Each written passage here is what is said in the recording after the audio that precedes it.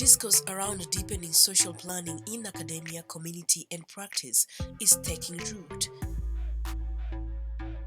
The second stakeholder consultative workshop focused on the establishment of a social planning consortium, the related action framework, and identification of possible immediate actions to activate social planning in academy, community, practice, and knowledge. The workshop drew participation from civil society organizations, government agencies, development agencies, research institutions, independent consultants, academia, as well as professional associations from Kenya, Uganda, and Sweden. We are very much looking forward to supporting the project also in this constellation, this consortium. Professor Abdullah Wakan, the chairperson of Spatial Planning Department at BTH Sweden, laid out historical perspectives that have influenced planning over the years while emphasizing the central role of participatory and communicative planning in modern-day development. We should also relate or highlight the importance of the impact on the environment and the impact on society, not only for the immediate one, but also in the future. The preliminary ideas to push forward the consortium agenda are academy and research, community and practice, networking, and learning. The workshop backed the need to establish a formidable social planning consortium guided by the principles of co-creation, co-production, and co-generation.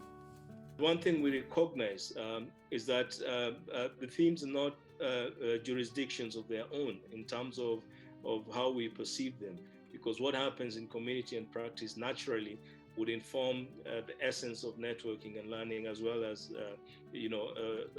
give fodder for academy and research, and vice versa. This is seen as an evolving consortium open to collaborations in 4 key areas, including joint puzzle-solving framing, co-creation of curriculum, co-production synergies, co-generation, and remodeling of the adaptive settlement planning model.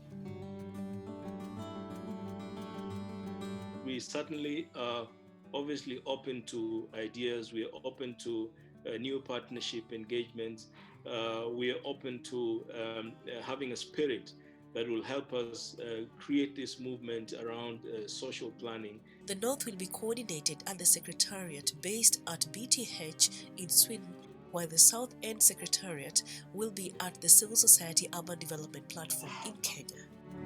Dr. Steve Ouma dissected environmental dimensions that present multiple puzzles in social planning, such as poor service delivery, cultural erosion emerging from efforts to create a new urban culture, economic exclusion, governance and accountability crisis. A lot of places which are inhabited by people of particular cadre are not assigned meaning that would allow them to belong. And ultimately, what does that do? That makes some citizens not citizens enough. And that is the identity question. The consortium is seen as a convergence platform with the hope to erase stakeholder hierarchies, break boundaries, and create a common language between stakeholders. We need to pay attention to these multiple dimensions of environment, because if we don't do that, then we'll get caught up. But it's not just paying attention to the multiple dimensions, but also looking at the social and political, which is where, in my reading, this consortium is converging. Our puzzle is bringing all these dimensions of environment in the space of social and political. By social, I mean we are sort of anthropocast. By anthropocast, I mean we are saying that the human person is the ultimate subject of planning in terms of beneficiary. Diana Washira of Pamoja Trust highlighted the role of Adaptive Settlement Planning Model ASPM as a suitable platform for identifying and prioritizing community settlement needs in an incremental manner. The ASPM builds the aspect of mutuality and trade-off between communities and experts while placing communities as active players rather than passive consumers. The ASPM co-production aspect also builds on people's existing capabilities, that it engages people's skills and whole communities of people and places. And then there's the aspect of mutuality and reciprocity, up to a point where then the experts can pull out, and then the communities then continue with the process, owning it as theirs. The complexity of planning was recognized as an aspect that demands a common multi-pronged approach. Professor Abdella noted that planning must relate to local problems and contexts. He observed the role of education in the co-production of actionable knowledge, especially within the planning space. The content of education should be also the relationship and more integrated aspects of learning in each other. Both practice serves planning, learning about planning, but theory also engages in planning and gives the knowledge and the relationships of elements of planning to each other, explicative knowledge, but also normative one.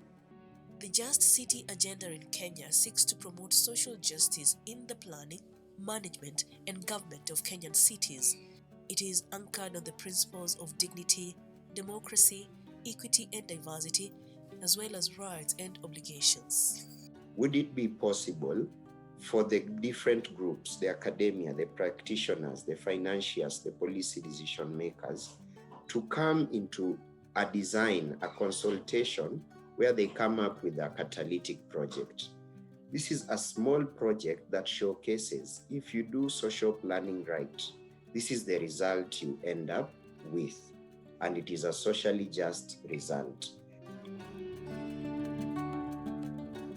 I'm excited that it is a three-tier in a sense that you bring community, you bring government and academia, and now that Dr. Rev is closer, we need to build more onto this South-to-South cooperation.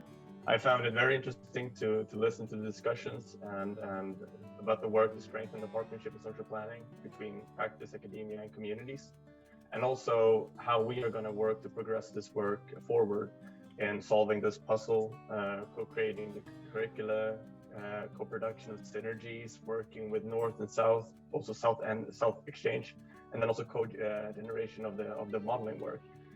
The workshop built consensus on the social planning consortium structure and partnerships. The need to pay attention to the continuous modeling of the adaptive settlement planning model was emphasized, with the hope that such models would inform and influence other best practices, policies, and training, putting into context resource and institutional structures for planning.